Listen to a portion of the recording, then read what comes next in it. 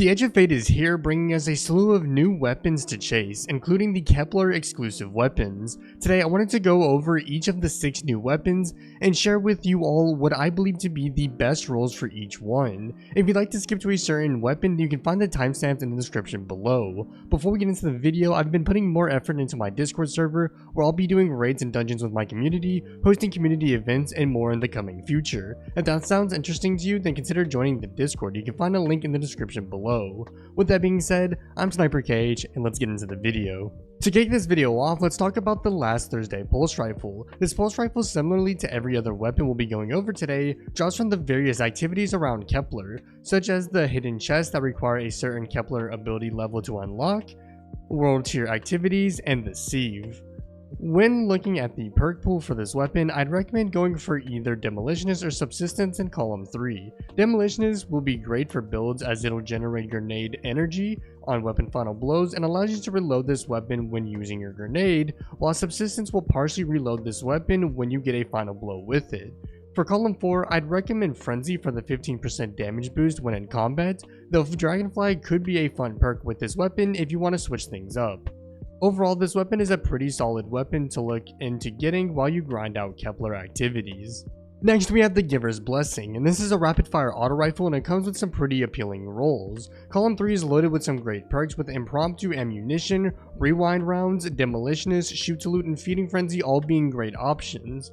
Impromptu Ammunition is definitely a sleeper pick here, as getting a kill with this weapon will increase your ammo meter progress for a short amount of time from all sources, allowing you to generate ammo much faster. In column 4, I'd recommend Kinetic Tremors or One For All.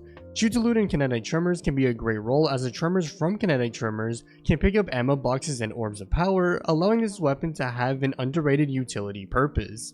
That being said, Impromptu Ammunition and One For All will probably be my choice, as it would make this weapon a powerhouse. Moving on to the next weapon, we have the Agape. This is the new Solar Heavy Burst hand cannon, which I will admit is a bit of an underwhelming weapon, as the handling and reload speed for this weapon make it feel sluggish. That said, we can make this weapon feel a bit stronger. If you want to make a strong ad clear weapon, Heal Clip and Incandescent will be the best picks, especially since these two perks have great synergy with solar builds, which are very popular in this expansion. However, if you want a boss damage version of this weapon, if you're choosing to pair it with Lucky Pants, the Rewind Rounds and Vorpal weapon will turn this hand cannon into a discounted Warden's Law. I'd also recommend slapping Fluted Barrel and Flared Magwell and a Reload Masterwork onto this weapon to make it feel smoother to use. Next, we have the Sublimation. This is a high impact scout rifle, and similarly with the Agape, I honestly do not like this weapon at all. I've always disliked slower firing scout rifles, as I just think they're not great. That being said, I've got you covered with the god rolls if you're looking for them. For column 3, I'd recommend Impromptu Ammunition, Eddy Current, Demolitionist, or Shoot to Loot. Eddy Current could be a pretty underrated pick, as it'll solve one of the biggest issues this weapon suffers from, in my opinion, being its reload speed. For column 4, I'd recommend Rolling Storm or Volt Shot. Both Rolling Storm and Volt Shot will allow for great synergy between this weapon and arc builds, as both provide bolt charge or jolting capabilities. Shoot to Loot is also another solid perk to consider if you'd like a utility perk as well. For the next weapon, we have the first special weapon in the set, being Precipial. Now, to be upfront with you all, this weapon was definitely made to be a PvP shotgun, so I'll be showing the god rolls for PvE and PvP. The shotgun will also be one that turns heads, as it's a precision frame shotgun, which is the best shotgun frame for PvP. Looking into the rolls, I'd recommend either Threat Detector or Lone Wolf in column 3. Threat Detector will buff this weapon's handling, which is always good for shotguns in PvP.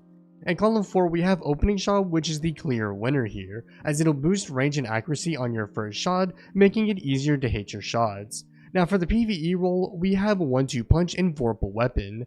This weapon will give you a discounted sudden death, as you will have 2 perks buffing both melee and weapon damage, which will make this weapon a great pairing for melee builds. Overall, this is definitely a shotgun you should consider getting if you need one. For the final weapon on this list, we have Ulterior Observation, which is the aggressive frame LMG. This LMG is definitely my favorite weapon from this set, as it is the same frame as the Corrective Measure, which is the best LMG in the game. While this LMG doesn't exactly reach the same highs Corrective Measure does, this weapon definitely deserves a nod. For its perk pool, we have Subsistence, Headstone, Feeding Frenzy, and Demolitionist in column 3, and Rhymestealer, Binary Orbit, and Killing Tally in column 4. Headstone and Rhymestealer is the obvious pick if you want an LMG for stasis builds thanks to their synergy, but most might opt for the Subsistence and Killing Tally role, as it is the best ad clear and workhorse role. That being said, if you'd like to switch things up, then I'd recommend Binary Orbit, as it provides a 25% damage increase when you land a kill with a different elemental damage alignment. So for this weapon, if you were to get a Solar, Arc, or Void Final Blow, then you'll buff this weapon's damage for about 7 seconds, which is super nice. Overall, this is a solid weapon to pick up if you have been considering it. Well, that'll wrap up today's video. If you found it helpful, be sure to drop a like and subscribe to the channel for more Destiny 2 content dropping weekly. If you want to catch me live, then do so over at twitch.tv/SniperKH_, where I have been streaming the Edge of Fate daily. Also, consider joining the Discord server for updates on my content, community events, and the chance to run raids and dungeons with me. Otherwise, follow my social media platforms linked below for updates on new content dropping soon. With that being said, I'm SniperKH, and I'm out. Good luck with gaming.